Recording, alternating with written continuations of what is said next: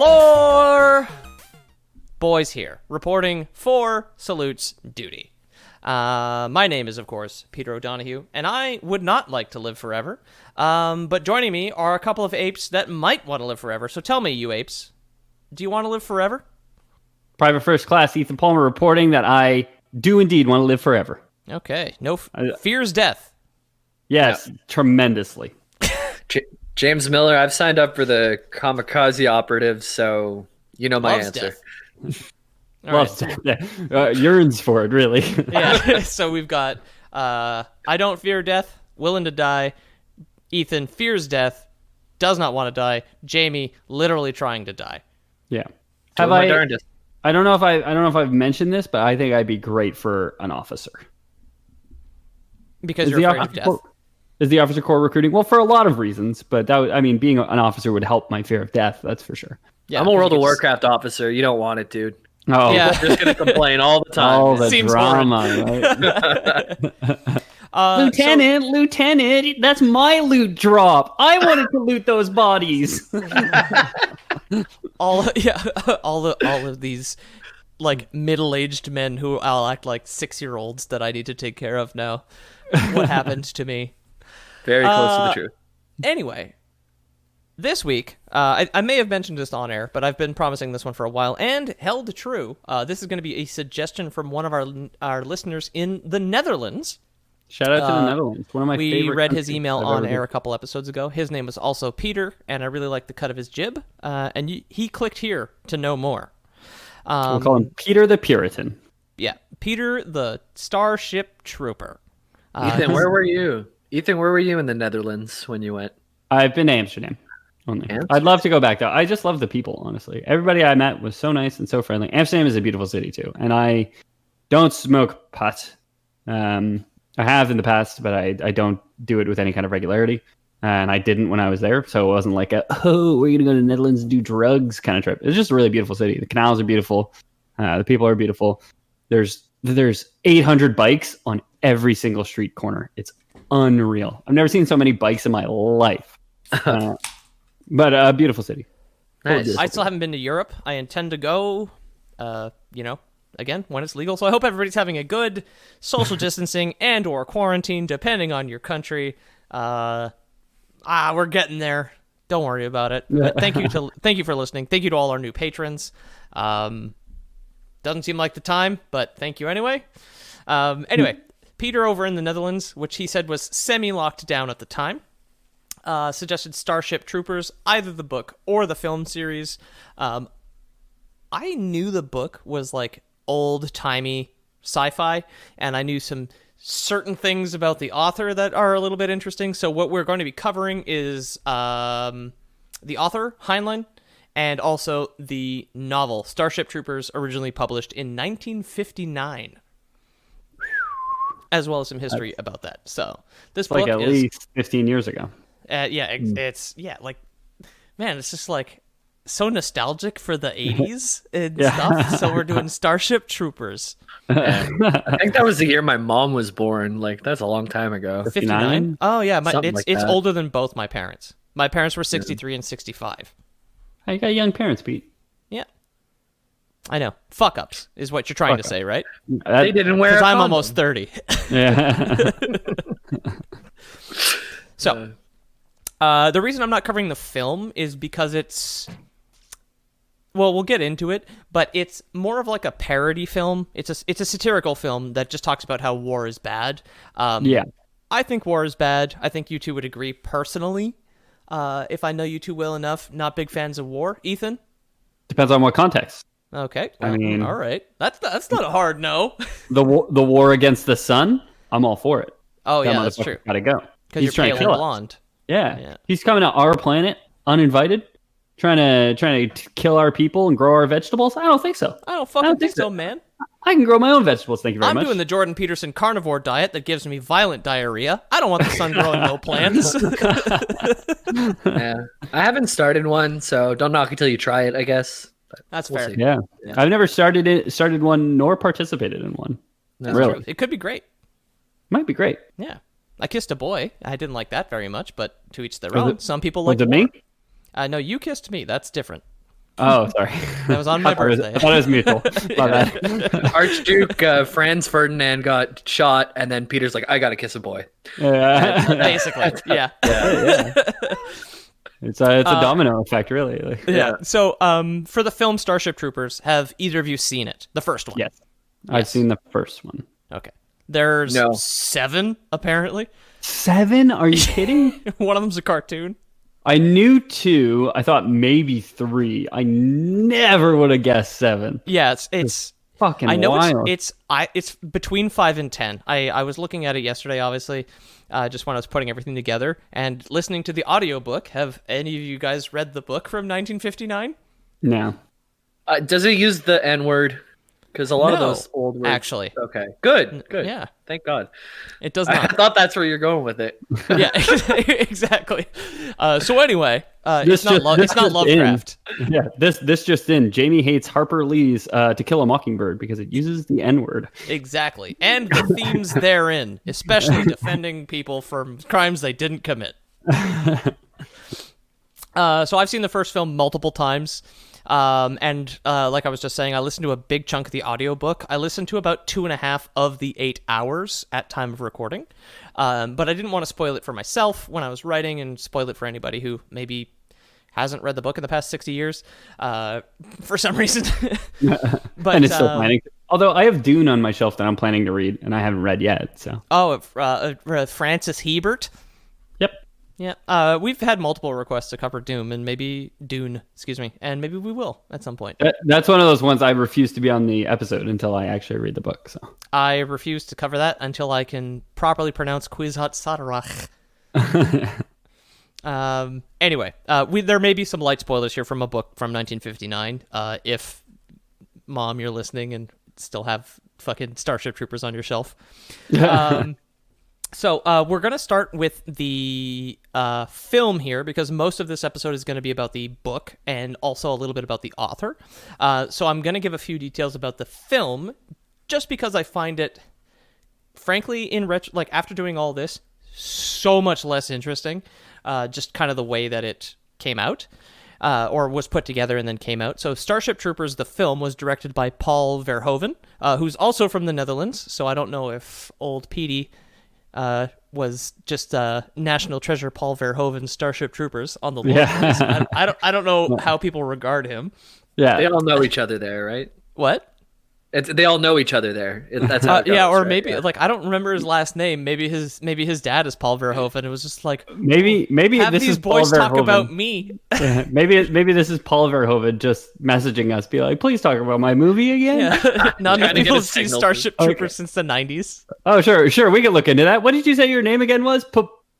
Peter. Wait, what's your name? Peter? Yeah, take one of the names off the show. Yeah. Just like looking at your email signature, it's Peter. What were you going to say there, Jamie? No, I just elaborate on what you got to say. I love Peter's technique for taking a drink of his beer. Just be like, JB, we're about to say something, and then he takes a big pause to take a sip of his beer. Please, God, vamp. I need my fix. Mommy needs her juice. So, the first film came out in 1997. Originally, the film was just there's like kind of like hobo scripts that just like travel around Hollywood and sometimes eventually get made. The film Argo features one of those scripts. The movie Argo was just like a cheap script that somebody just decided to give to the CIA so they could make a fake movie to get people out of Iran. Sure. I didn't know about Argo. I thought that was like about the baseball team in Toronto or something. I thought it was about the guy with the golden fleece. That's Jason and the Argonauts. That's my confusion. The baseball team in Toronto was the Blue Jays. He's thinking of the football team, the Canadian. The Toronto Argonauts League play football, as far as I know. Toronto Argonauts. Yeah. That's they the play one. CFL, Canadian football. Jamie doesn't know Sprats. Come on. Yes. Good sports joke, James. Thanks, James. And back to you, James, with the winner. Back to you with Sprats. Originally, the film script was called Bug Hunt on Outpost 9, or at Outpost 9, excuse me, which was a completely unrelated script that was just kind of like a hobo drifting around Hollywood. Like, although the name of the script does sound kind of like the movie, so Yeah, you'll see why. So Bug Hunt at Outpost 9, which is drifting around Hollywood, and some similarities between Starship Troopers and Bug Hunt had been pointed out to Verhoeven, so he decided to read the book and try and adapt it. The book apparently made him, quote, bored and depressed, so he simply had Ed Neumeyer describe it to him and then retroactively turned Bug Hunt into Starship Troopers. I love it. Verhoeven and Neumeyer had already worked together in the past, most notably on RoboCop, which is it's a fantastic fucking movie. I knew Paul Verhoeven from somewhere. Yeah, he directed RoboCop. And RoboCop is a satirical film. It satirizes the militarization of the police and consumerism, which is why it's set in Detroit and all that. If you haven't seen RoboCop, go watch it. I mean, I'll throw a hat in the ring for Starship Troopers too. I think the movie is both, great. Both, like the both. CG really does not hold up. Not like RoboCop does better, except for like when they melt the guy or whatever. I guess like there's moments where it's kind of like, dude, it looks great. The problem is the Ed 209. The fucking mech is clearly stop motion. Yeah. And they had to figure out a way to have it not fight RoboCop, so it falls down a flight of stairs, and then he just walks away. but it was the 80s, and like that was also a much earlier movie. Starship Troopers did really lean into the like. It looks like StarCraft Brood War when you see the Zerg like running around in a cutscene, and it's like that is very 1997 CG or 1996 CG. Yeah, it came out in 97. For the record, it came out 4 years after Jurassic Park and holds up way worse than Jurassic Park. It used CG. Jurassic Park was all animatronics and practical effects, right? Yeah, that's true. Jurassic Park, I think, has like 2.5 minutes of CG total or something like that. But even. I think maybe the remastered version. Because Spielberg was super against CG for a long time. Like, he was outspoken against like computer animation, which was, I mean, get with the times. Okay, boomer, right? Yeah. Okay, one of the most talented directors who's ever lived. For Jurassic Park, I think the reason why it looks so good is it had really great casting with the dinosaurs themselves.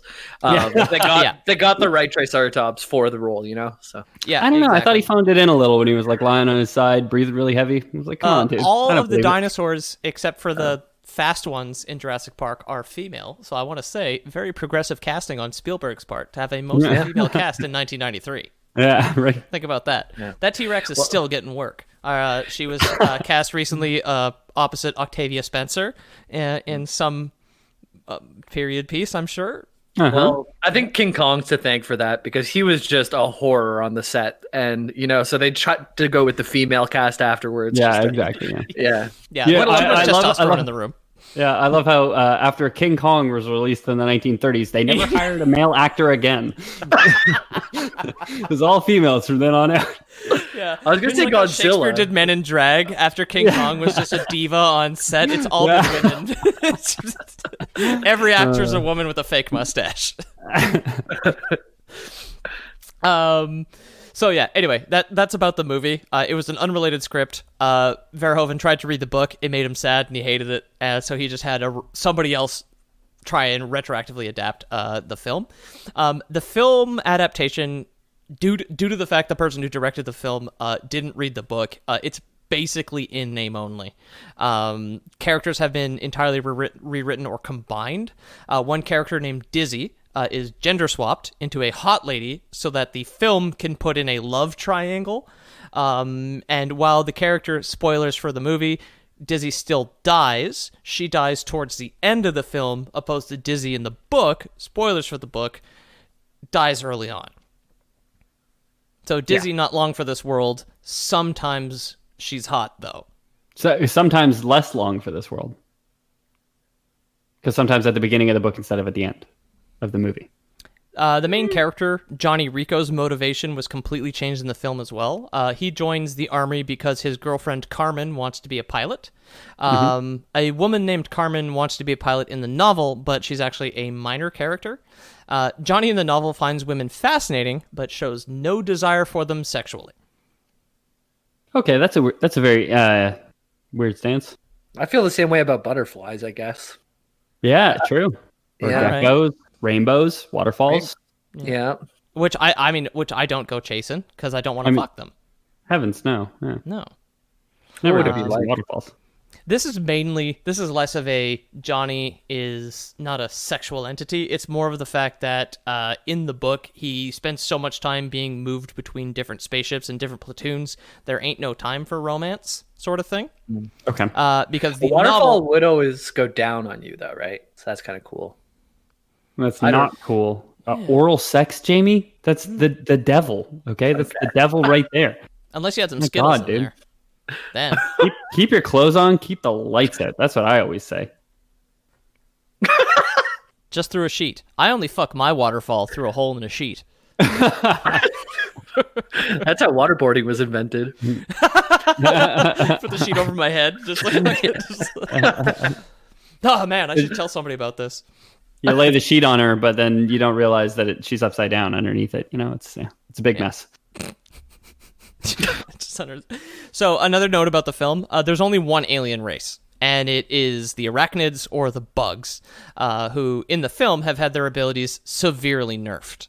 In the novel, every single one of the arachnids has like a acid or plasma ability, opposed to in the movie where they have like certain artillery bugs, sort of thing. Yeah.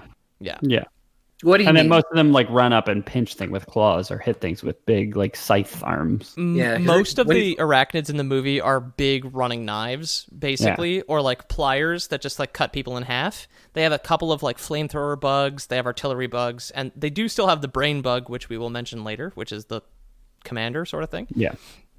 They have guns. Oh, sorry, I was just picturing straight up bugs, but these bugs have actual weapons. Okay. No, they don't. They're like they just Zurg, have right? like. They're like Zurg. The Zurg from Star Trek. They can spit acid or fire or plasma. They're an alien race of imperialistic bugs, so they've evolved guns, basically. In the novel, that is. Bioguns, if you Yeah. will. Yeah. Not, Without just taking like these ones. I'm flexing for everyone at home. Gun show, baby. Without taking things too far off the rails, I saw this thing on Reddit today of it's an old-fashioned mousetrap, and you have to pack a gunpowder into it and a little like bullet, and then it's like the trigger is basically all the way down, and you put the food under the trigger, so the mouse has to squeeze under the trigger and push it up, which makes it shoot a cannonball into the mouse's face. Hell yeah. Got him. I saw something so like that America. once. Which was like the most ridiculous patents, one of which was similar to that but worse, in which it was a mouse trap that was mostly just a spring-loaded rack that you actually had to mount and like lock in your own revolver. So it was just a thing you could attach a 6-shooter to that would shoot a mouse in the face. I love the with idea. A handgun. I love the idea of like an antsy American and like somebody breaks into their house in the middle of the night. They're like, "Where the hell's the mouse traps?" It's like running around like scrambling, grabs it out, everywhere. A piece of cheese at the end of it, like Dude, even more than that too. Okay, I found this out. There's a guy on YouTube and he has Mousetrap Mondays where he goes over mouse traps. But like, imagine you're sleeping and you hear bang, gunshot comes off. Mice come out at like 3 a.m. Like horrible. No way. I guess it was like in the barn or something. But frankly, you could just get a fucking barn cat and get it a gun.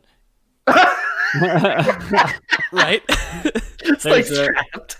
Well, at least, classic... it's responsible. It's not like a machine with a switch on it.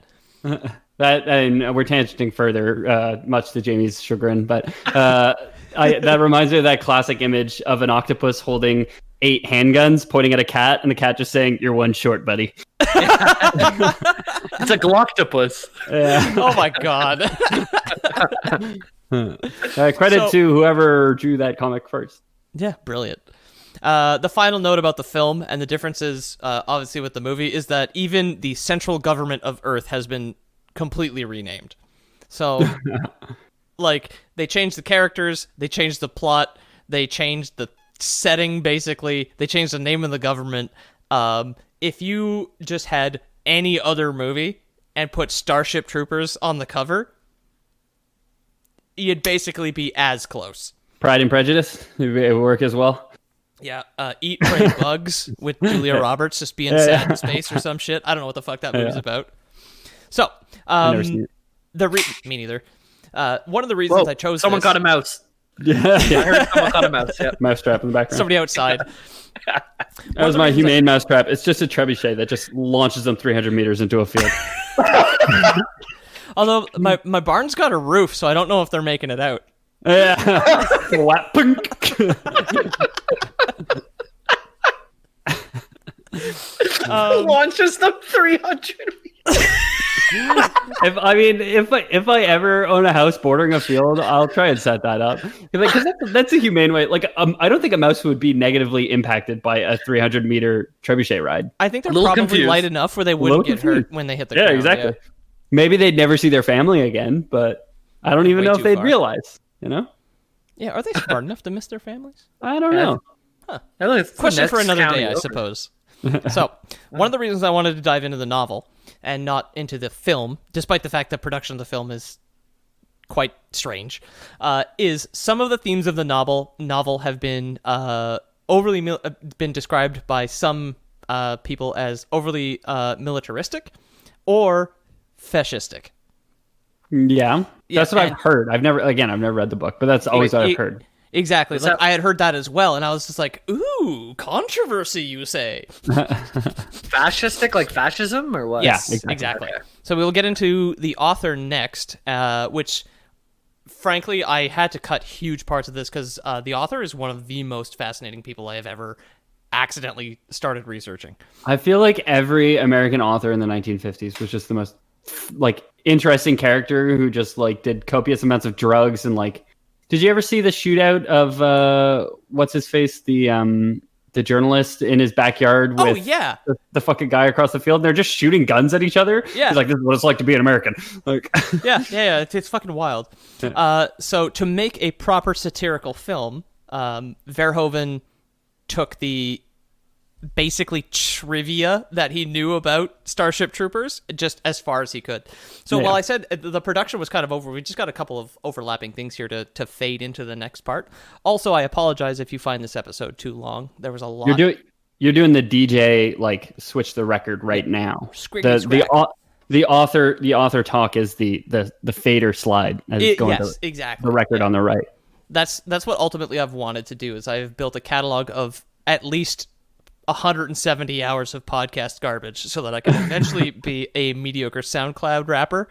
I have not figured out a better way to get herpes. I'm fairly certain one doesn't exist. I'm at a loss, frankly. So SoundCloud rapper it is. Michael Ironside, who is one of the actors in the film, sweet name. Oh. And he was also I thought you were going to say that was the author of the book. I was like, no, what? No. That's a very fascist name. Michael Ironside is also the original and best voice for Sam Fisher in Splinter Cell. Okay, Yeah. He asked Verhoeven why he was making a right-wing movie, to which Verhoeven replied, quote, "If I tell the world that a right-wing fascist way of doing things doesn't work, no one will listen to me. So I'm going to make the perfect fascist world.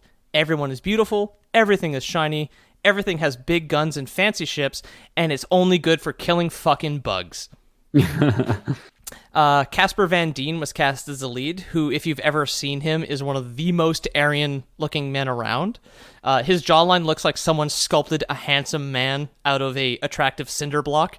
Like, he is perfectly blonde, perfect hair, blue eyes. He's in phenomenal shape in Starship Troopers. Yeah, what the fuck am I talking about? Yeah. And with I got distracted imagining what he looked like. With a name like Casper, he's probably so white his skin is translucent, right? Right. Yeah, basically, yeah. He's one of those like anatomy things where you can see through the skin. That's got the clear plastic shell. Yeah, you can take his liver out and pop it back in. Yeah. Oh yeah, that was Hitler's dream. He's just like, I want Lego Man, damn it. The perfect Ubermensch. I can take out his liver at will. Transparent. That's what he wanted. Sadly, this didn't work because at the time reviewers saw the movie. And people who review films, and even before like hate clicks and clickbait were the only thing left in the industry, film reviewers were still smooth-brained idiots, and they were just like, "Wow, Verhoeven made a fascist movie, and we don't like it." Yeah. So and again, like coming from RoboCop, which is like almost satire of the same like concept, like over militarization, gun control, like all these things. It's fascist cops instead of fascist military. It's the same like, fucking thing, exactly. It's so crazy that people missed it so much. But I mean, I think audiences at the time really like it didn't do well at the box office, which I guess a lot of that credit goes to the critics at the time, right? Because you can't exactly go on like message boards like what kind of internet was there in 1997? None, really. To talk there about was. Yeah. There was. But yeah, there was, people completely missed the point. He made a big, dumb, goofy cartoon about people killing bugs, and people were just like, wow, this goofy movie about silly fascists is far too fascist, and I don't like it. Yeah. So that was the problem. So let that be a lesson to you kids. Nuance is not dead because, frankly, it never stood a fucking chance. It's been it's just been 23 years, and still nobody gets it. One of the things about the movie that bothered a lot of people is the opening propaganda film for the army is a borderline shot-for-shot remake of Triumph of the Will, which is a 1935 pro-Nazi film made by Leni Riefenstahl, who was a film director in Germany at the time. And a fun fact about her, she lived to be 101 years old. She only like the Dalmatians. Yeah. Just like the Dalmatians. One she year only for died every in Dalmatian. 2003. That's too bad. Yeah. Now, we haven't really had the issue thus far, but just as a quick note, despite the fact we're going to be discussing fascism like as a concept and presumably mocking it, God willing, it's a comedy podcast, I will ask that we don't immediately default to calling everything Nazis. Because the Nazis are fascists, but not all fascists are Nazis, sort of thing. Fair. Yeah, like the square and the rectangle thing. You're drawing a weird line in the sand for me, but okay. Yeah, like, okay. Yeah. Why, though? Because the book is, I wouldn't say positive, but interesting at the very least. And if we just if we just default to the same joke over and over and over again, come on. Pete says he's better than that. I am better than the Nazis. Quote Peter O'Donoghue. Not so sure. So, Starship Troopers was written by Robert Heinlein and published in 1959. Heinlein was born in Missouri in 1907.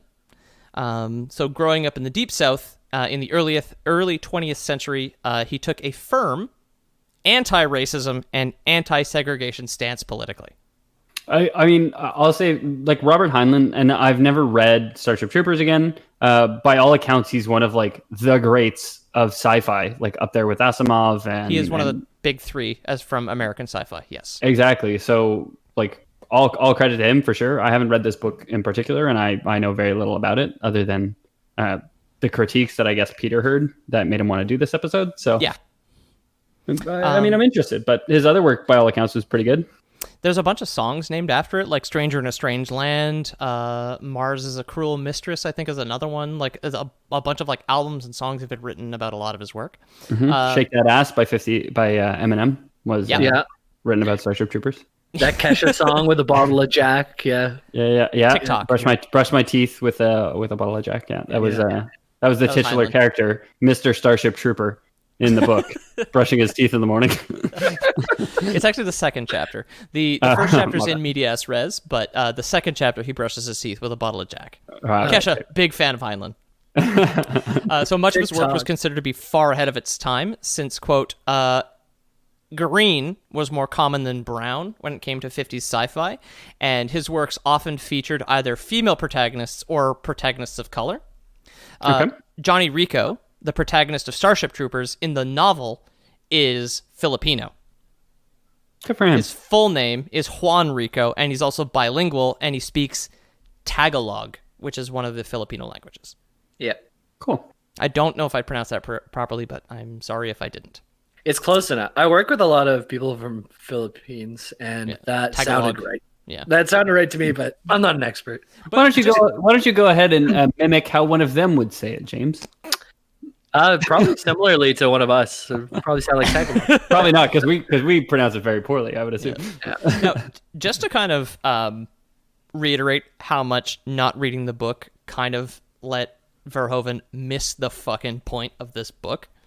is they recast Johnny Rico as like the most Aryan man on Earth, and this wasn't like shitty casting where they changed the race of the person. Like he was just like, no, I'm just gonna do this for the joke to make it even more fascist. Well, so you can be fascist without being racist, I want to assume. Like, it's probably really difficult and tricky. But will get to that. Only the best actually. Only the best fascists can thread that needle. Yeah, exactly. It's a tight line to walk, man, fascism. Like, we will actually get to that because the book itself is distinctly fairly progressive in some ways, which is super weird. But like also like I will go up front here. I find this author interesting, and I find the politics of the book fucking fascinating. But I have no doubt in my mind that it is a fascistic government.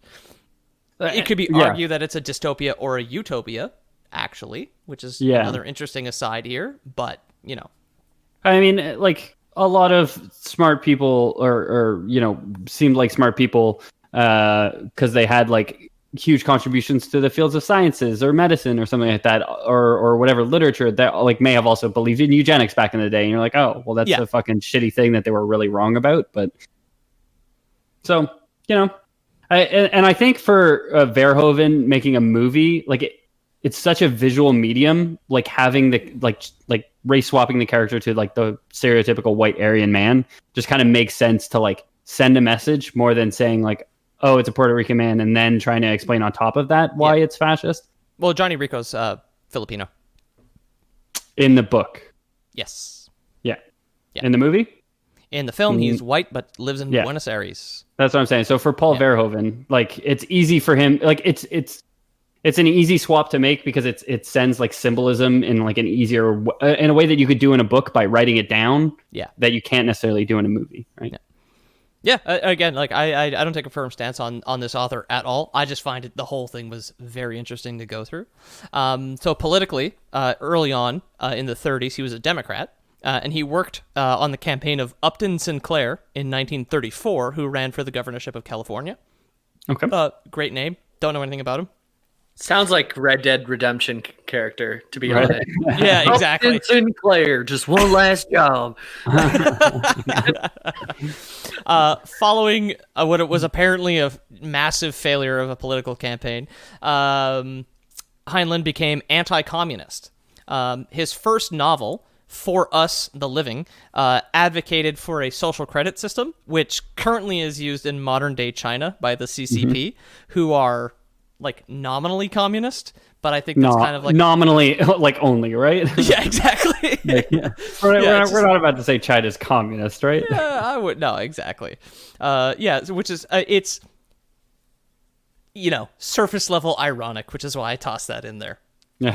Basically. But yes, in his first novel he advocated for a social credit system, which is basically be a good citizen and be treated better than other citizens by the government. Yeah. All you have to do is let the government watch everybody at all times and judge people. Never say anything bad. Also, in some cases, don't hang out with anybody who says anything bad, because you could just be political collateral damage, which is like the weirdest fucking thing.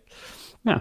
I feel like it's one of those things that like in theory could be a good thing, but in practice just never ever could. It will never ever work. Yeah. Well, exactly. Yeah. And I do have a few things in here that I want to bring up because again, the politics of Starship Troopers just fascinated me, and a lot of it seems obvious, but is also fucking crazy. So don't you worry, we got plenty to get through. So after the end of the war in 1945, this being World War II. In case you missed history class for that, month where you studied it. World War II. Now, was there a first World War or? No, it was actually the final version. So we shortened it, but it was World War 2.0. It was World War I in beta, and then when they released, it was World War II. I gotcha. It was World War .1 in early access. Yeah, you had to hang out in Twitch long enough to get your beta key to drop. Then you can go kill your friends and yourself. Yeah, exactly. Yeah, and then kill yourself eventually. That's what they all did in World War II, right? They killed their friends and they killed themselves. Every single one of them, yeah. So after 1945, we see him become much more conservative and, in some ways, like I mentioned earlier, a lot more fascist. Mm-hmm. Yeah. He believed in a strong, unified world government, and he believed this because he thought it was the only way to prevent nuclear annihilation. In 1949, his novel Space Cadet featured not just the cell phone, 35 years before Motorola invented it, but also a unified world government that enforced world peace. So if I was afraid of every nation trying to blow each other up, like having one large government might be attractive. Like, okay, like there's only That's exactly we're gonna it. blow something else up, right? Like not us. Yeah. So I mean, again, it's one of those things. Like, sounds great, never works. No. Like, That's- not in a million billion years does that work. Like, No. no. But that's the thing. That's why the government, even in his novel written in 1949, they had to enforce world peace because realistically, I guess he knew that someone would get hurt on purpose or hurt by accident, and that's not very world peace of you. So you have to enforce the status quo because people are dicks. So how do you enforce world peace to people who have nukes? Bigger nukes? Bigger nukes. That would be my Apparently, solution. one unified world government. It was the way he thought it was gonna do. You could have considered a bigger nuke. Yeah. In the end, he kind of like shifted around a lot. In the end, before he died and after he had some health issues, he identified as just being a libertarian due to his eventual love of personal freedom. Funnily enough, both the hippie movement in the 60s and the libertarian movement both have found inspiration in his work because he loves personal freedom. So yeah, so libertarians are a weird group because they attract a lot of bad, like really bad sorts as well. Like, I think the libertarian is the perfect movement to sum up Jamie's. Sounds like a good idea in principle, but it'll never work. You know, because you need like a centralized government to just handle shit like taxes and schools and hospitals and stuff like that. Like, but libertarianism and hippieism, I guess, seem like neither of which works. Yeah, they square enough for me. Like, whatever.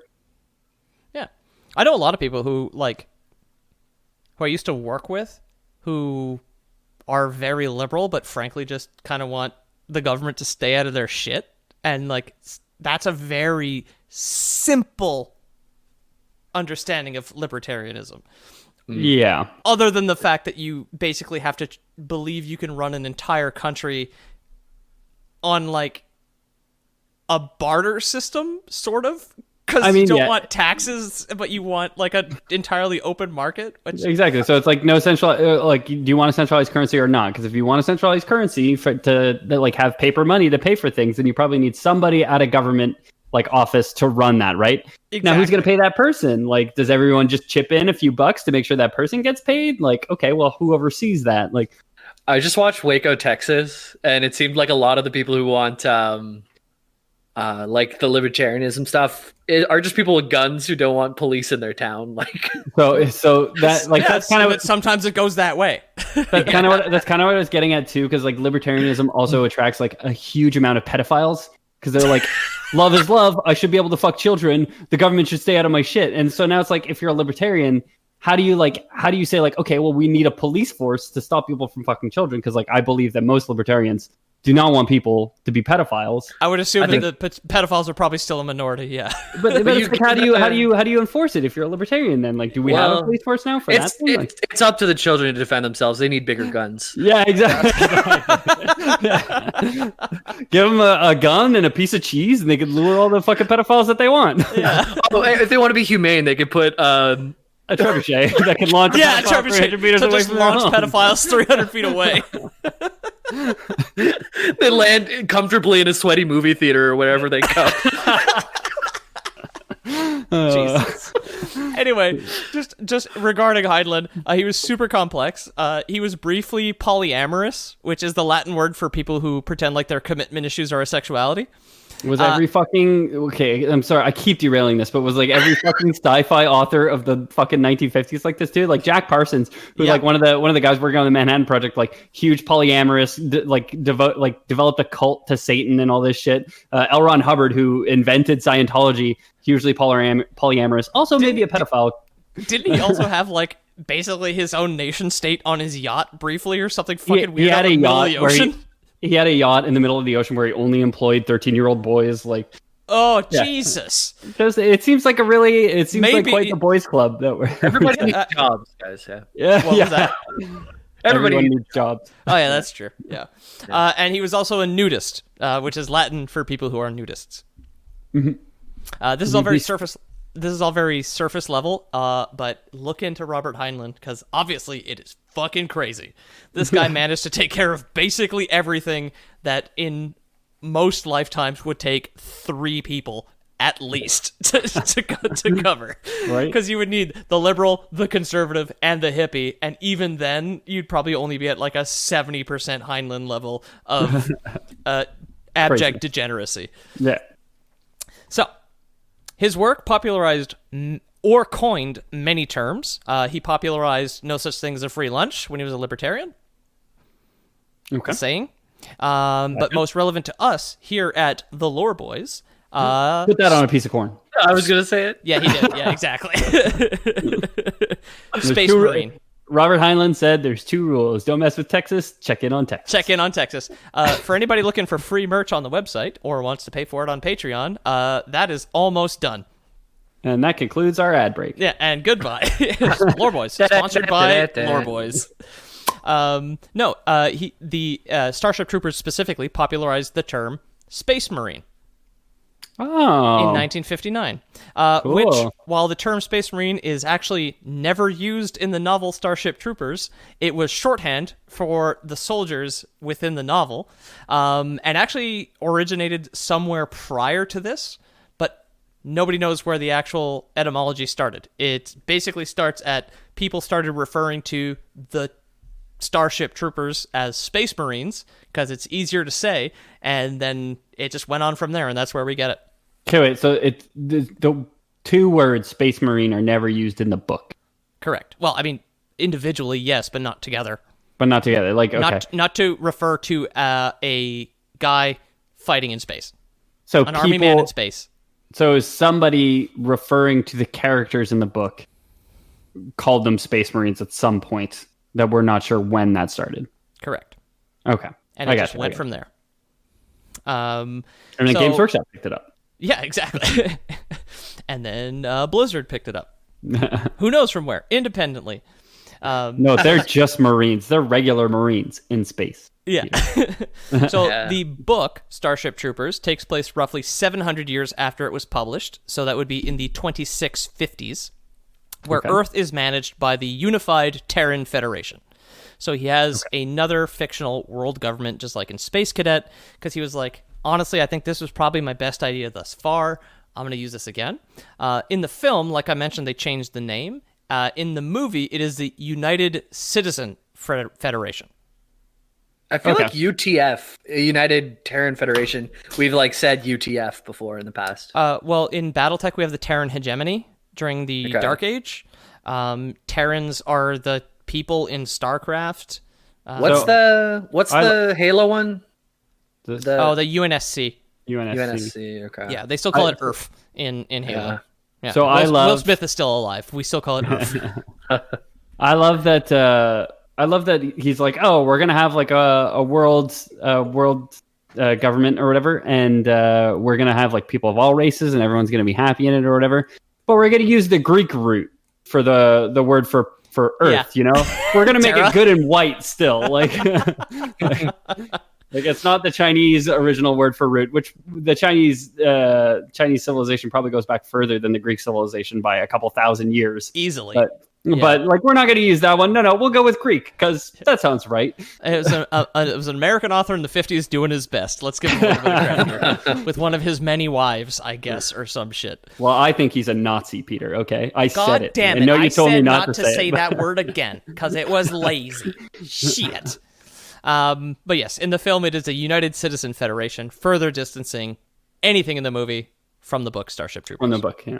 Yeah. The Federation sees its origins in the 20th century, where Earth's governments collapsed under the weight of unlimited democracies. Wait, what? Yeah, the all-you-can-vote buffet. So people just vote on everything? Like too many democracies, I think. So I didn't get to this point in the book yet, because the first few chapters are mostly military shit, not a whole lot of history. And it's an 8.5 hour audiobook. It's just, and I didn't want to spoil anything, but Unlimited Democracies was basically like too many people voting on too many different things. Like how every country has their own individual concerns, and they all get to vote, meaning eventually people just could no longer work together. Try to have a wedding, and then everybody in the wedding has to decide your food and what the flowers are. The French like croissant, and the British like, I don't know, Wonder Bread or some crap. Like nobody can agree on what to do for brunch, and all of a sudden, all of a sudden the world just falls to pieces. He also blames the history of the Federation. Blames banning of capital punishment as a factor as well. And this specifically was blamed on social workers and child psychologists. Sounds like a grudge, honestly. Hey, I'm amazed that the hippies took so much from his work after talking so much smack. Apparently, due to not fearing death, criminals just went wild. Because as we know in real life, the fear of the death penalty is what is the only thing that stops me from killing. I know that. Same. Especially in Canada. I'm afraid of being killed in prison, so I don't commit crimes. I don't want to get run over by a moose to death. Which I think is how we do it. In Canada, you could kill someone and you could get out and still have enough life left to live, pretty much. The sentences are not nearly as long here as they are elsewhere. I don't know anything about Canadian prison. I don't either. But like, you say like long enough, like 10 years is a long fucking time, man. We've been inside for like 8 weeks at this point, and I'm going fucking crazy. Peter, it has not been 8 weeks. Like, shut up. It's been like 5.5, man. I started working from March 17th. Oh yeah. Okay. Do you think I still get to use my BattleNet in prison? Yeah, Jamie. I can use my chores for my monthly subs or what? Oh, for sure. They pay you 2 cents an hour for raking leaves on like a football field or some shit, and then you can put that towards... 15 a month. That's all I need. Easy. So Pete, it's May 4th. On May 17th, in 13 days, it'll be 8 weeks. So it's been 6 weeks. Right. Well, since you and I started quarantining a week after, so I'm at 5. Like, I agree. Imagine going to jail for 10 years. Right? Like it's a long essay. It's whatever. If you live for 80 years, it's an eighth of your life spent in prison. Like that's fucking insane. What percent is that, crazy. Jamie? We don't need to put somebody in prison for 25 years because you're not the same person after 10. Like you're not the same person after 5 spent in prison, right? Yeah. It's somewhere between 5 and 10%. I don't know. It's not. It's 12. How many pesos is that? It's 12.5. It's not even. Yeah. So, this no death penalty and all that crime led to turmoil in the UK, Russia, and the collapse of the North American Republic, which was the unification of the US, Canada, and Mexico. Okay. Excuse me. These three powers would unite and eventually become locked in a war with the Chinese hegemony starting in the distant, far-off year of 1987. Ooh, whoa. I don't even remember that. Do you remember when Russia, the UK, and the Americas went to war with China in 1987? 4 years before any of us were born? I vaguely remember being there. Maybe that's the war that I started. Maybe I did start a war. Between China and the Chinese hegemony, because they didn't have the government that they have today. Yeah, the government structure that they have today. Yeah, exactly. I might be ignorant, but what does that word mean? Hegemony? Don't know. Didn't look it up. Okay. Yeah, didn't look it up when we did BattleTech for the Terran hegemony. Don't know what it means. Sounds cool. I think it's some kind of like inheritance, isn't it? Don't know. Jamie, pull up the clip. I'm pulling Dynasty? Is it like dynasty? Is it like leadership or dominance, especially by one country or social group over others? It just means like a government. Okay. Political, economic, or military predominance or control of one state over others. Oh, so it's like China saying like we own Nepal and we own Taiwan and we own Hong Kong. You totally could have just said it like it was. Oh, you mean like exactly like what today is? It's still the hegemony. Yeah. You could have said it like it's something noisy. Like, what's that hegemony over there? It's giving me conniptions. Whatever. I would have believed you. But by gumption. So this war lasted a long fucking time. Towards the end of this global conflict, likely in the 2100s, a group of intellectuals instigated the Revolt of the Scientists. And this was an attempted coup d'etat, but was a humiliating failure. So fuck those nerds. I mean, honestly, the coup of the scientists just sounds so destined to fail. Like, I could not picture something more feeble sounding. Yeah. This will be the coup of the scientists. Excelsior! And like it was single-handedly the entire coup d'etat defeated by one slightly stronger guy who was just like, fuck you, nerd. Slapped his clipboard out of his hands. He's like, oh no. Who would win? Entire army of virgin scientist coup or one alpha Chad Marine, right? Well, if you ask Heinlein, it's the one alpha Chad Marine. Yeah.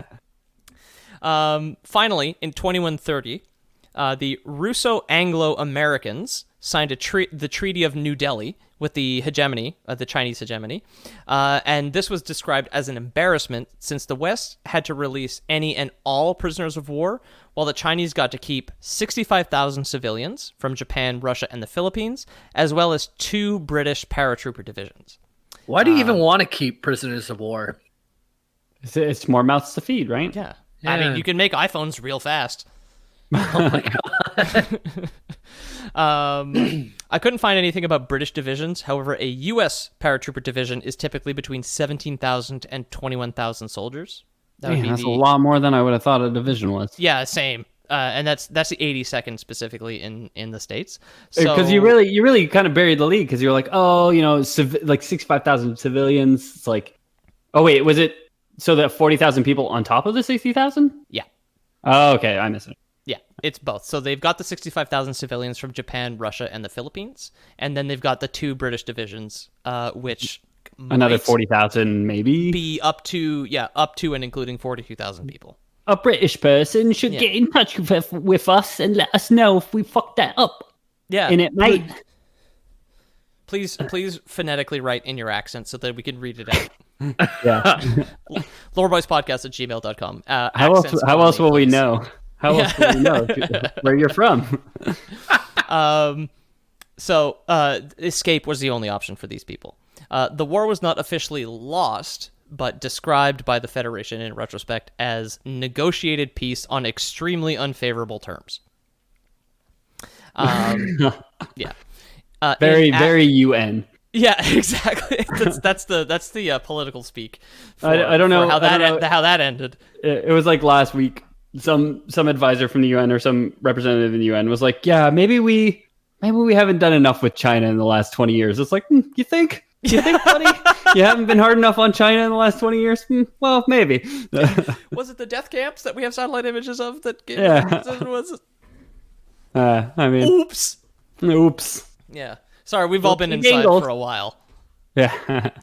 So in Aberdeen, Scotland, a group of veterans of the war.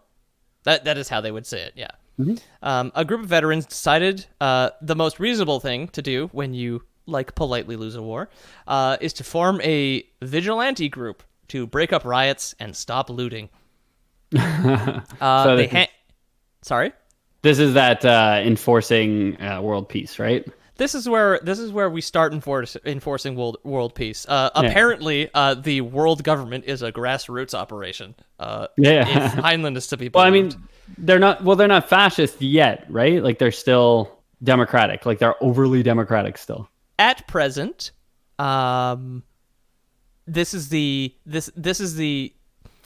first whiffs of the Terran Federation. So they wouldn't technically be fascist yet. I don't think they have enough people because they're more of a gang than they are a government. I don't know. I don't know when you translate. I don't know if the Bloods and the Crips qualify as fascist. I don't know what their rules are. They're not grassroots. They're astroturfing, right? They're like at this time, yes. Yeah. So they formed the vigilante group. They're going to beat up some hoodlums is basically their plan. They hanged a few people because they're into retro shit, apparently, in the 2100s. You got to earn No, they use the space noose, Peter. Oh, yes. Yeah. It's very high tech. Exactly. Well, you need to find a plug very high up to hang a guy. Imagine though in space you're weightless, and it's just like our guillotine doesn't work either. A guillotine, the gallows doesn't work in space. Man, what does work in space? How the fuck are we supposed to kill anyone in space? Exactly. Yeah. It's like the Americans spent $100 million inventing a way to execute people in space, and the Russians just used a knife. I have this great idea for a trebuchet that just launches you into the sun. Yeah, exactly. There's a piece of cheese in the middle. As soon as you go for it, throws you into the sun. Most of your sentence would be served on the way there. It would take you you'd die of old age before you crashed into the sun. You have to have the trebuchet actually on a planet though, because you can't start from space. Because the whole way the trebuchet shoots is because the gravity pulls it down, right? It's just a trebuchet just whipping around a person, like as it tries to launch them. I think a ballista attached to a space station would probably work. Yeah, right. Like if you had the string behind, like a crossbow with a crossbows belligerent in it, you could probably launch them into the sun.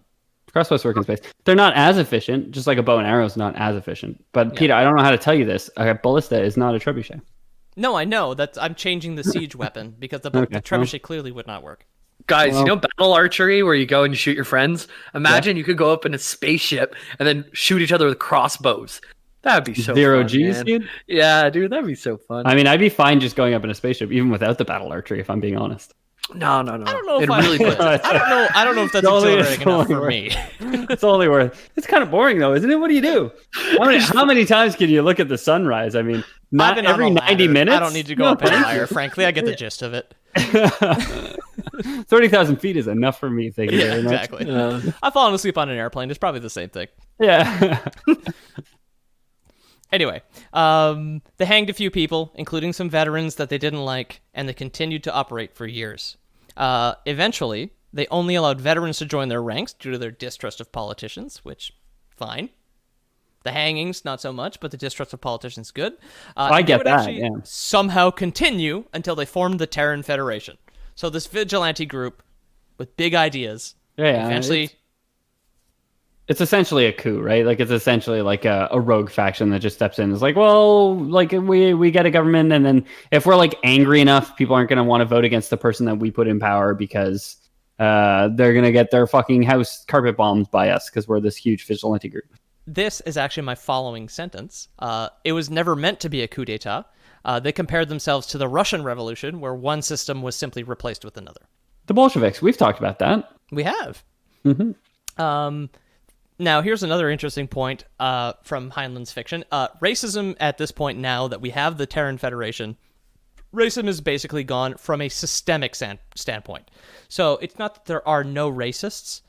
It's just the fact that there are no racist systems. Yeah, It is, again... There's no presupposition of guilt for black people or... Exactly. Or it is presupposition of equality. Good...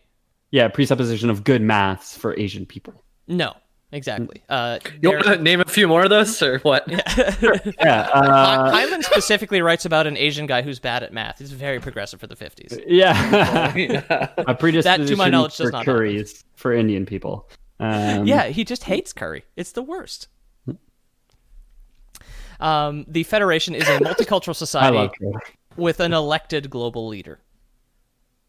Yeah, so still elected in big quotes, right? It is still a democracy, asterisk, because elections are the interesting part of Federation life. Every poor person is born. Every person is born a civilian, which is guaranteed the vast majority of what we would consider basic human rights in our country, at least. When a civilian turns 18, they have the choice to enroll in a minimum 2-year contract of federal service, which is the military. And after completing the service, a civilian becomes a citizen, and they gain the right to vote. Okay. Right. This is good when you have world-consuming bugs at your doorstep, though. I will say they didn't yet. Is the thing. It was just the military took over the planet and was just like, yeah, everybody's super equal, but I mean, if you want to say in what happens, you better be ready to kill somebody. Yeah, you better kill somebody who's not being equal enough. You know what I mean? Yeah, exactly. This would be why some people I think, rightly criticize the Terran Federation for being a fascist government. Now, whether you want to think enforced equality is utopian or dystopian is up to you, which is why I find it an interesting subject to bandy about, especially in the context of Starship Troopers. But it's I think either extreme is dystopian, right? Like, like you can't talk in absolutes. Like, I would agree. That breaks the system. Like, yeah, no, like I would absolutely agree with you. That's why I said earlier, like, I think this is totally a dystopian fascist government, but it's interesting to think about at the very least, right? How does giving all citizens equal support make sense when not everyone is born in equal circumstances? Like, it just makes no sense to me. Like, it just doesn't square for a second. No, of course not. And that's why it's a philosophical work of science fiction written by someone who has a particular set of beliefs, which is interesting. I don't want to fucking live in this society. Are you kidding me? I think there's value in the writing. Like Ray Bradbury, Fahrenheit 451, he wrote about a dystopian future. And like it's a fully dystopian setting or whatever. He was just critical of it in the end. Like the main character gets out of the city and like goes to live in the wilderness where they can have their books and he can have the Gospel of John. What's his last name? Guy something? Guy Montag. Guy Fieri. The city itself in Fahrenheit 451 is Flavortown. Yeah, exactly. And they put so much spice that it burns books. Finally he finds a copy of The Joy of Cooking, and which is really the cookbook for your everyman. Yeah. Wow.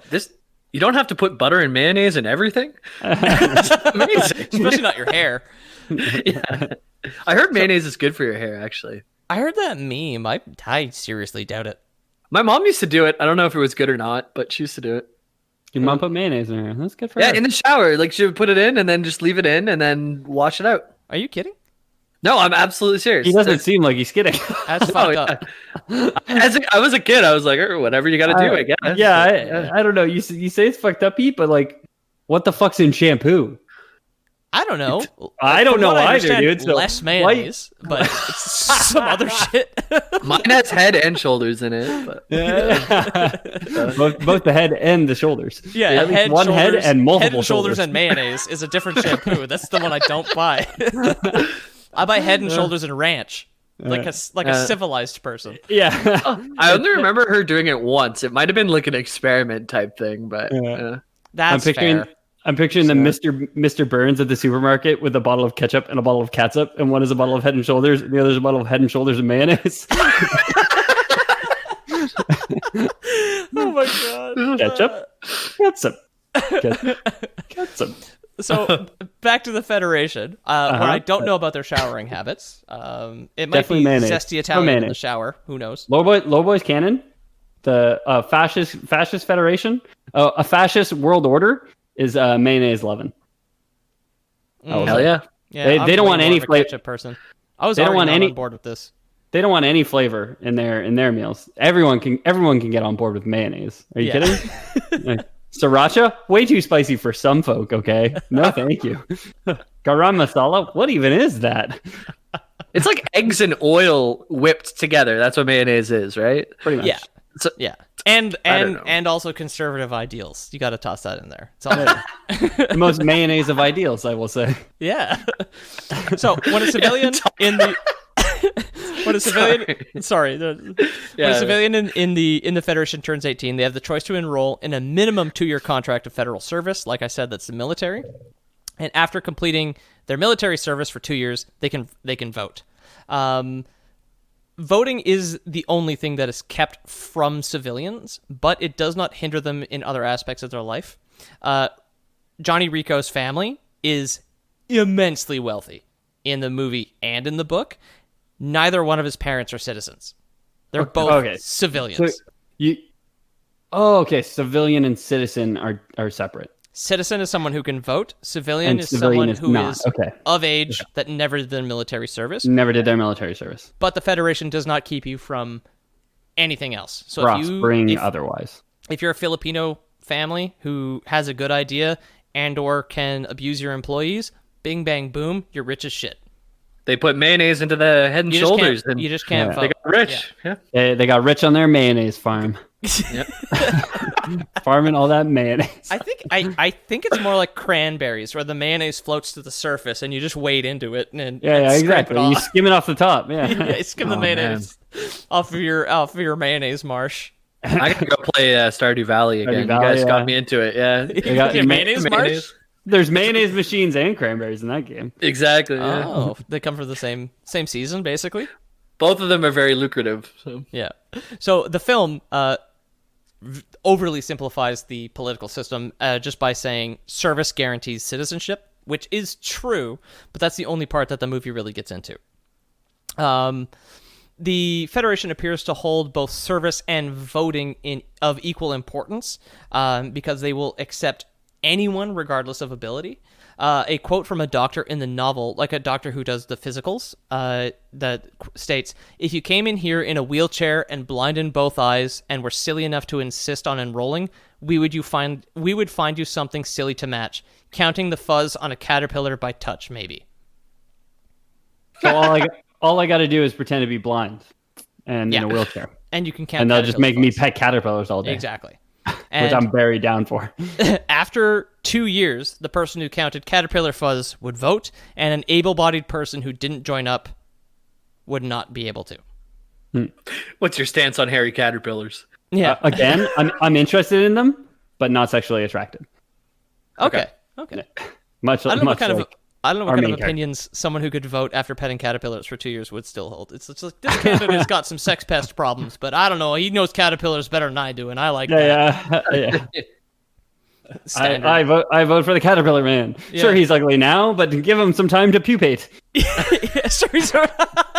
Yeah, he's kind of fascist now, but maybe he'll pupate and come out as a progressive. Yeah.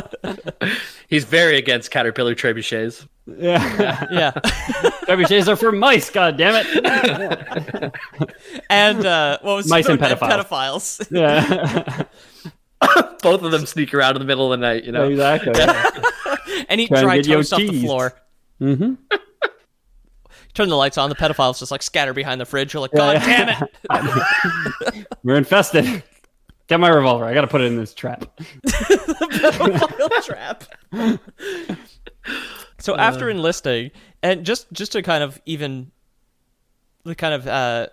talk more about the lack of rigidity to this, after enlisting, there is what's known as the cool-off period, where 48 hours where a volunteer for the military can just pack up their shit and get the fuck out of Dodge. The only penalty... Off base? Just leave the military. You've got 48 hours after joining up to... Oh, you can change your mind. To change your mind. Exactly. Okay, I gotcha. If you they probably make the first 2 days so nice. So nice. Yeah. Well, need anything? You want some food? Yeah. Oh, what? You need some mayonnaise? You thought we were going to do push-ups here? Nah, man. That's just in movies. We don't do that here. Come on. Come on. Day 3, though. Day 3. Let's play some Xbox, huh? Yeah. I got the new FIFA. No. Not the one that came out this year. The one that's coming out next year. Okay? Yeah. You want to sit down and play with me? Let's go, That's buddy. the kind of Come on. treatment you can expect in the Federation, bro.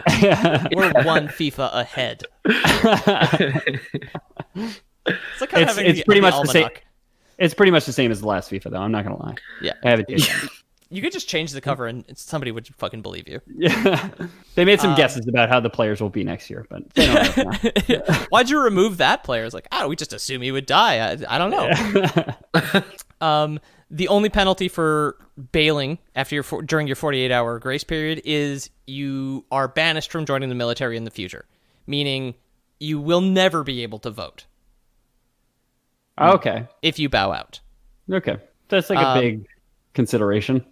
Yeah. Like joining the military should be, I guess. Yeah. Of course, in this one, it's the only way to vote in the global elections because there's one government, so it's even heavier in this instance. The banishment does not extend to your kids. In the same way, not enlisting doesn't affect your kids because, as we established with Johnny Rico, Johnny does. His parents never enlisted, but he did. Yeah. So they'll take anybody. I don't want to be a wheelchair mayonnaise caterpillar farmer. guy. Boom. Yeah. I don't want to be a mayonnaise farmer, Pa. I'm going to join the military. No son of mine's going to join the military. Now take this mayonnaise. My grandpappy farmed mayo. His grandpappy and his grandpappy before him. What are you gonna do? Eat your turkey sandwiches dry? I don't want to fucking bring this up again. Yeah, in Aberdeen, they had an argument about club sandwiches, and that's How big's a turkey egg? Bigger than probably a a chicken, little bit but bigger smaller than a than chicken an ostrich. Have you ever seen one? No. I was just thinking about making some turkey mayonnaise. Oh, turkey egg mayonnaise? What about ostrich egg mayonnaise? I'm sure it's a thing. It's probably chunky. One ostrich per jar. Why do you think it's egg. chunky? You make it out of the whites. Because everything's bigger in an ostrich. That is true. Yeah, so there'd be more no lumps chunks. in an egg white. Well, maybe once you get to ostrich size, you never know. Do you think ostriches have the biggest dicks in the bird kingdom? Yeah, They must, right? They're the biggest we've bird. established ducks have those rocket Crazy penises. spiral dicks. Yeah. I think it would depend on what an ostrich vagina is like. What if it's like fish and they just drop the egg and then the male just squirts on it into the nest and then goes elsewhere? It's probably, maybe. I hope to God it's not like that. Gobble gobble. Yeah, Gobble there's gobble so many, says the ostrich. there's so many images of male ostriches just jerking off on nests on the internet. If you just go look for them, you'll find them. But that's why they bury their head in the sand, is because they're ashamed. That's why they've got their head buried in the sand, and they're just jerking off with their one foot and standing up on the other. Just to do a That's pit. flamingos. That's flamingos. They just don't want to step in it, so they're always getting one leg up. Yeah. Not Like like me. those fucking vultures who throw up on their feet. Everybody's got their thing. Don't yuck someone else's yum. That's true. Good point. No king shaming vultures. No kick shaming vultures here. Yeah. Nope. Or turkey mayonnaise. You guys gotta love that too. Well, You when you make it, I'll try it. Now you get a turkey. I'm sure you can find some hipster food store in Montreal that sells fucking turkey mayonnaise. Ugh. All right. I mean, not currently, but when everything reopens, I'm gonna go pick me up some turkey mayonnaise. So in the military, there are 31 regulations, which I will not list because it's way too many. That's 31. Yeah, that's And a lot. as your rank increases, all the way up to like throughout the Federation ranks, punishments actually get more severe. So a high-ranking Makes person sense, though. committing the same crime as a low-ranking person would be executed, for an example, where a low-ranking person would be subjected to administrative punishment, which is flogging. I mean, okay, so like, let's not say like death or flogging, but like that kind of punishment scaling makes sense to me. Like in Sweden, I think it is. They do like scaled, financially scaled tickets. So somebody on the board of executives for Nokia got a speeding ticket for like $235,000, but it's because they make millions of dollars a year. So it's like if you give somebody who makes millions of dollars a year a $800 speeding ticket, they do not fucking care for a second. Like it does not register in their bank account. Yeah. So like I feel like that's the kind of the same concept that's happening here in this, where it's like these are people who should be more responsible, who have more responsibility. So like for them to betray that position should mean more. I put it in here, which it's just the you should have known better way of running things. Yeah, exactly. And I actually, honestly, that percentage ticket system in Sweden is fucking great. That's a great. It's the only way it should work. Like it's criminal that we don't do it in Canada, but again, oligarchs and billionaires control our government. So what can you do? Yeah, fucking. Whoops. Maybe service should be the only thing to guarantee citizenship. Honestly. Yeah. What am I gonna do? Vote for Party A or Party B? Man, well. Yeah. Exactly. Or throw your vote away on Party C, like I did. Yeah, exactly. I threw my vote away on Party D. Thank you very much. Oh Lord, the Greens. I voted Greens. Ah, she's my favorite leader, but she's the worst choice. I want that. So Johnny Rico is a member of the mobile infantry in the novel and in the film. However, the book is so much cooler. In the film, the army is pretty basic-looking soldiers with slightly oversized-looking guns and contemporary-looking body armor. They look basically like the American military, but they're dark gray and blue, once again, to evoke the traditional-looking Nazi uniform. Okay. It's the gray, it's the blue, it's the Hugo Boss, basically. Yeah, literally. Yeah. Well, that wasn't that's not a saying. It's not. It's the gray. It's the blue. It's the Hugo Boss. It's not like the cover girl logo. maybe she's born with it. Maybe she's a Nazi. Yeah. That famous ad slogan. Yeah. I'm sorry, I'm digging Maybelline, but we should be digging Coco Chanel because Coco Chanel was a spy for the Nazis in World War II. God damn it. What, dude? What? So chic. Yeah. All of them. Jesus. Yeah. They all have handbags. Yeah. Hitler, never pictured without his clutch. Yeah. All right. Brand sign out, boys. Yeah. But the Sig Heil was them just holding up their new purses to show off to their friends. Originally, that's where it came from. Can't be the art. No. I mean, I am all for Hitler Sig Heiling a Coco Chanel purse. That's okay. No. Okay. But I mean, I'm not in charge, so hey, I mean, this is a democratic podcast.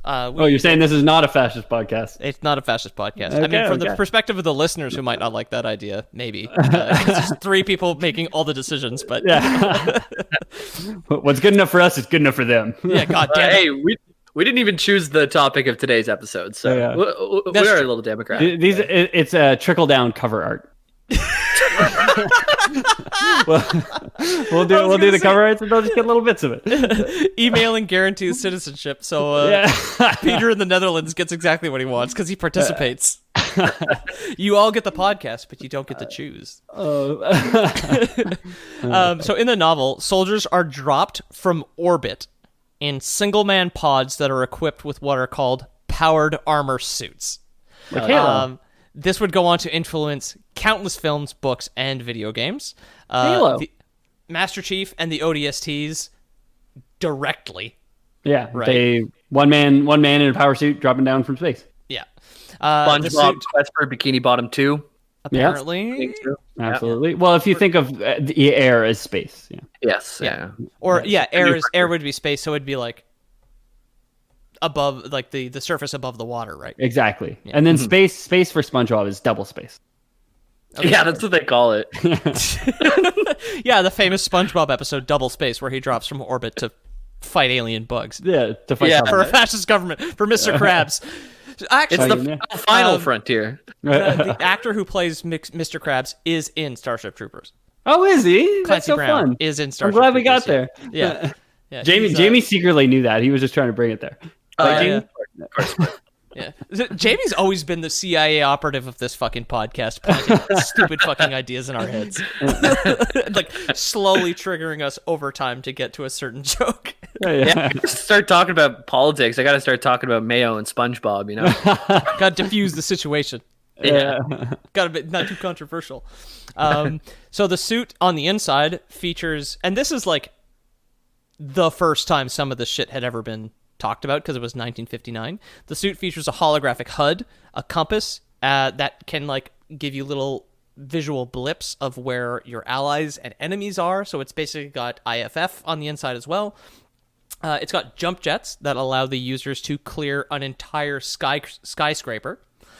Early on in the book, Rico describes something called a Y-rack, which, judging by some of the old-timey art and from what I've seen, as well as what it's been adapted to, in things like Battletech, it looks like it is a defensive armament mounted on the back of the suit in a Y shape that just kind of independently fires rockets to keep you safe. Shoulder-mounted rocket launchers. Yeah, but you don't have to control them, and they point off to the sides, because you don't have to aim them. Okay. So, like, the elemental power armor in Battletech is Y-shaped, at least for some clans. So that's definitely inspiration taken from there. Marine is equipped with multiple pieces of defensive ordnance, a rocket launcher.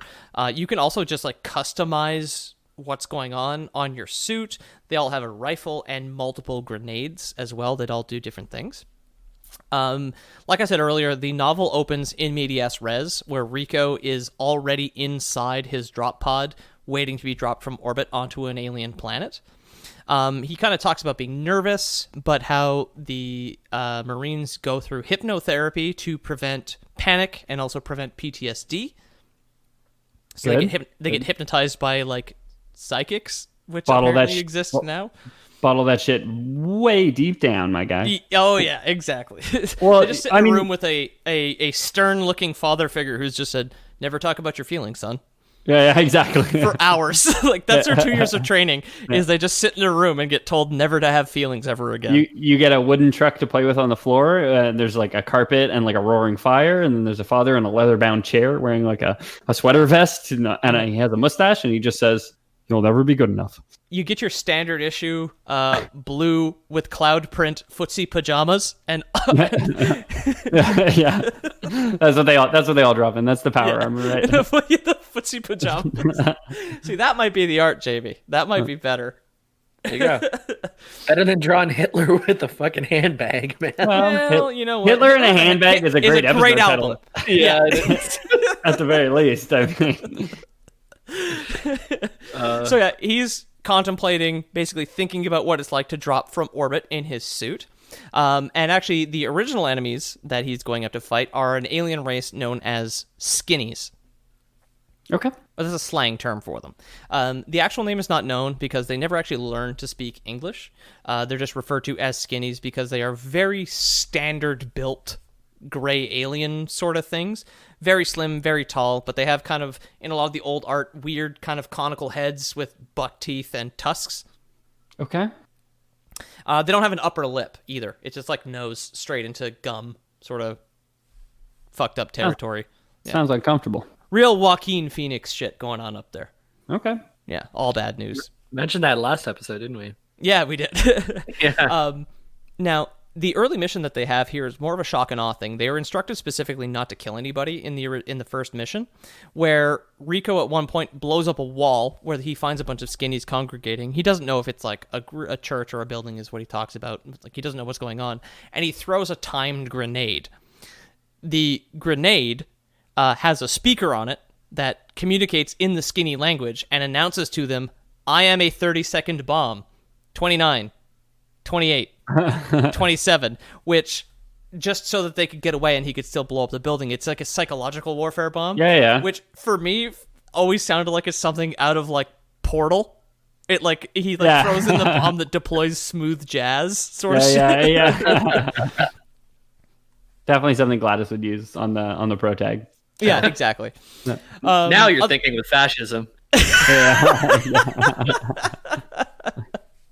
So other than that, other than the power armored space marines, the army also fields something called the K9 unit, or the Neo Dog, which is frankly, for my taste, worse than fascism, because they are a recon symbiote derived from something called dog stock, which I don't know if it's just like a dog-shaped gelatin wad in a laboratory that they can grow like a dog animal out of. No, I think if you just own livestock, like you would call it, like that's your stock, right? So I think it's just like a stock of dogs. Like when I'm cooking, I've used like chicken stock or beef stock. See, that's what Peter was going for. I don't think it's that though, guys. I think it's more like livestock. You don't think it's like a dog bouillon cube or sheep's? Yeah. I mean, maybe it is, but I think it's more likely that they just bred dogs to We've talked about a few things that are a little bit fucked up until this point, so I don't know.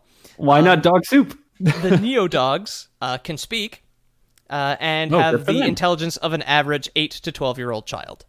Smarter than me. Same. Yeah, well, smarter than all three of us combined, frankly.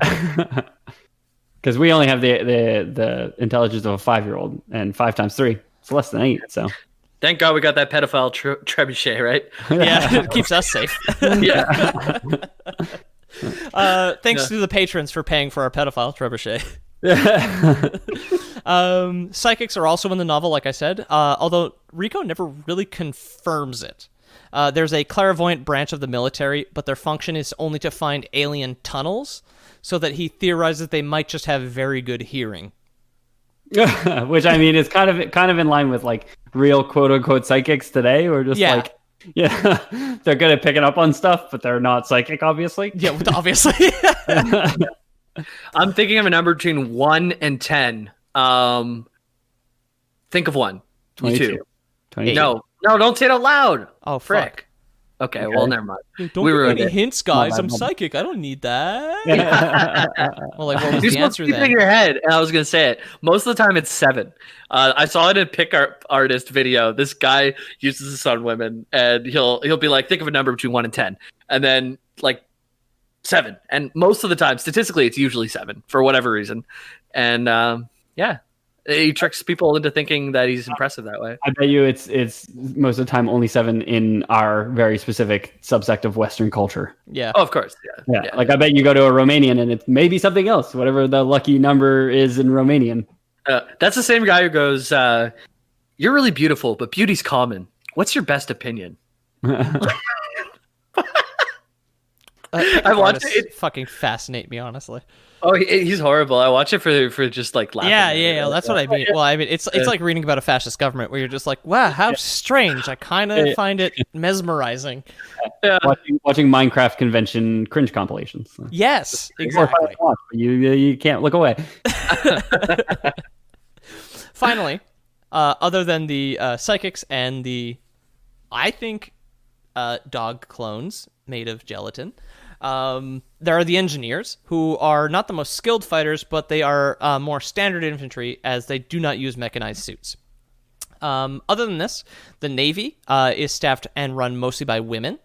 Pilots like Carmen, who we talked about earlier, and all of the higher-ranking officers and the vast majority of this branch are ladies. Navy spaceships are armed with planet-destroying Nova bombs, a bunch of orbital artillery, and their primary function is to serve as drop ships for the orbital troopers. Can I just say I'm super happy to hear that after Jurassic Park, they went on to bigger and better things and took over the Navy. Yeah, the whole I'm Earth. glad the dinosaurs finally got their shit together and took over the Space Navy. Carmen was a velociraptor. Good. Who to fight, though? So we mentioned the skinnies, which are the first antagonists, but really, since it opens during an attack, the humans are the aggressors in the novel. The primary antagonists are the arachnids, which are a hive-minded race of spacefaring arthropodic. They're not technically arthropods; they're bug-like, like monsters from the planet Klendathu, that humanity encountered while out and about in space. So anything we've talked about prior to this, where humanity was kind of just fucking around in outer space and ran into some aliens, tried a little diplomacy, but we don't speak hive mind bug monster, and then just immediately went to an infinite and unending war. Good. Thanks, Heinlein, for that. Honestly, sounds pretty realistic. It absolutely does. Now, like I said, they did try diplomacy, so the Federation, despite having its issues, is not openly hostile towards alien life. The Federation would quarantine a planet that had already been conquered by the arachnids to avoid conflict. Of course, that didn't work. After multiple attacks on human colonies and a massacre on a settlement on an alien planet called Port Joe Smith, the Federation declared war on the arachnids. Very multicultural, this new Terran Federation. It's super inclusive of all races and cultures. It is, because Port Joe Smith was a space colony of extreme space Mormons. And the arachnids tunneled underneath it and then erupted within the colony and slaughtered everybody in the colony. Nidus wormed. Always scout your base.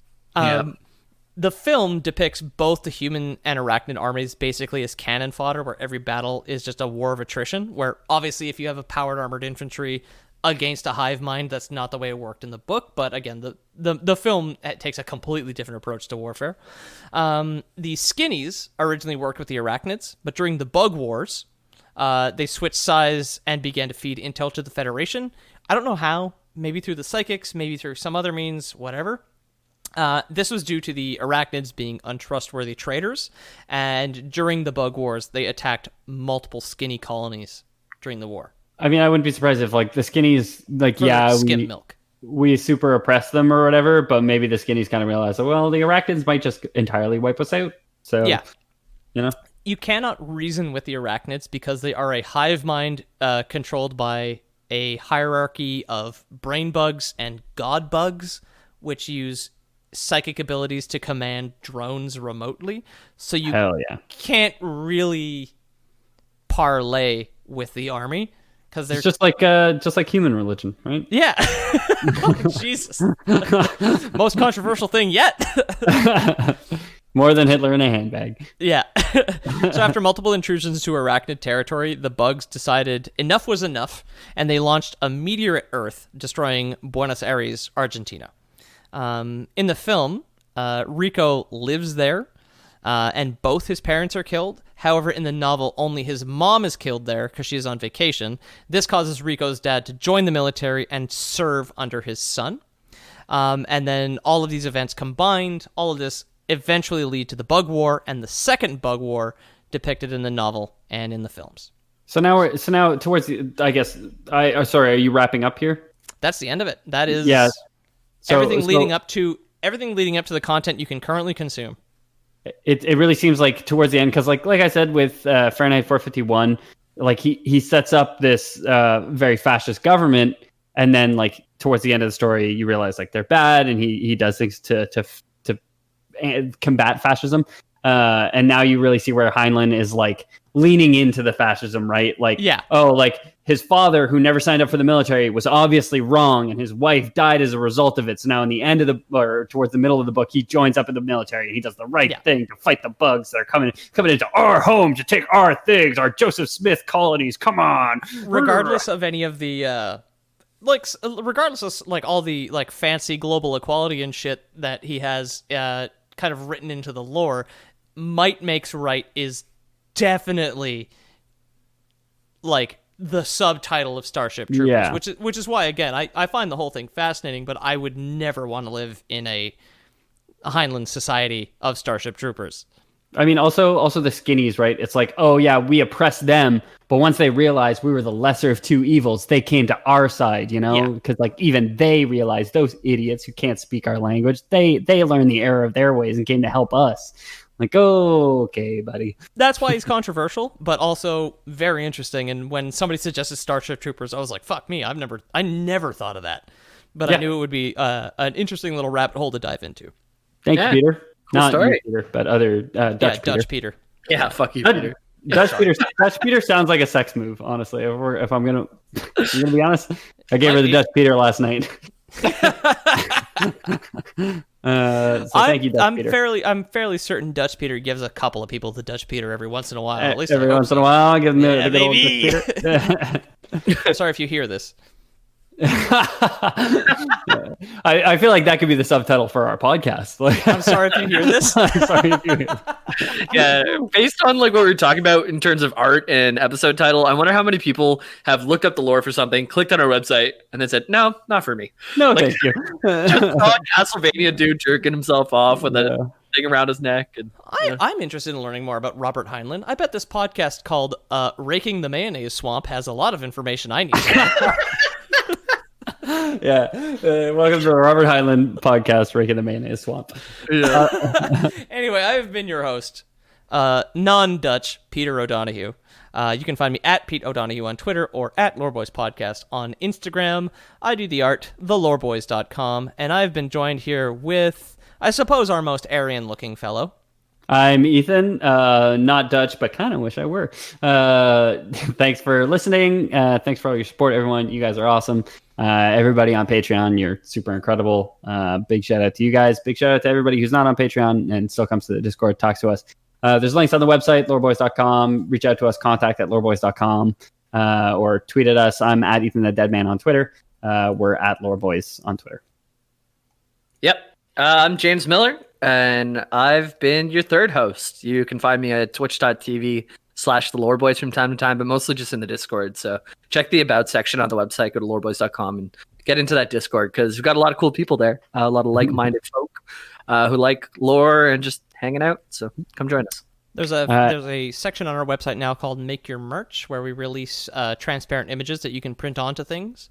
Post-pandemic, we'll probably start selling stuff, but I would like to leave the free page up. Otherwise, if you have suggestions of something you want as a transparent image, please email us at loreboyspodcast@gmail.com.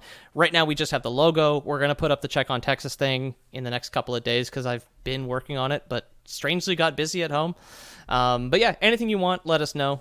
Put that on a piece of corn, whatever the fuck you want. Just, keep us posted. Crunch at us. Yeah. Like I said, everybody who supports us on Patreon, thank you so much. Anybody who wants to do so, patreon.com/theloreboys. And anybody who doesn't trust those fat cats at Patreon, we always have Lore Boys Prime available for you. So The this Patreon week, hegemony. Keep away. yeah, come to the Lore Boys hegemony instead. So, of course, Lore Boys Prime, as it always does, it always costs $67 per month. So that's never changed. We've always hardlined $67. Never will change, probably. And you get a ton of cool things in return. In the past, we've given you guys bathtub visits. We have given you guys, trips to double space. Also all sorts of super cool things. And Jars this full of week, skin flakes at some point, I'm pretty sure. yeah, for sure. Several jars of skin flakes probably to each Lore Boys primer. But this week we're offering you guys something really special, a chance to join the Lore Boys militia. That's right, suit up. We're causing wanton destruction in a neighborhood near you sometime soon. So make sure to send that $67 and you guys will be right in there with us installing new governments in your local country sometime soon. If you guys ever wanted to vote on the art for Lore Boys, yeah, Too fucking bad.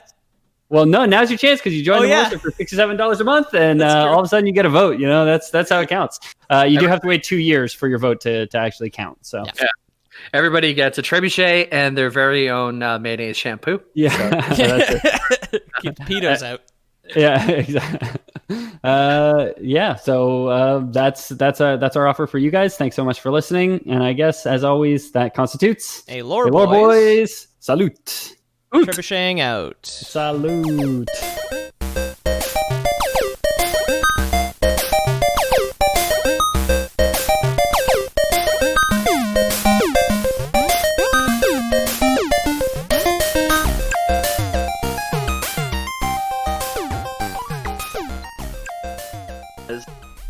My name is Peter, and this is really more of a butthole-themed roundtable. My name's Ethan, and some people call me the man who was born with no butthole. My name's James. I was watching live PD today, and a guy put half an ounce of cocaine in his butt and denied that it was his. Well, there's no way to prove that it was his. It was his butt. Yeah, that could have been anyone's. That's why it could have been anybody's cocaine. Sir, before you got on this airplane, did you pack your own butt today? Really, I don't think I did. I packed it, but I did leave it unattended for a while. Yeah, I left my butt unattended when I fell asleep face down in the airport. So anybody could have put cocaine in my butt.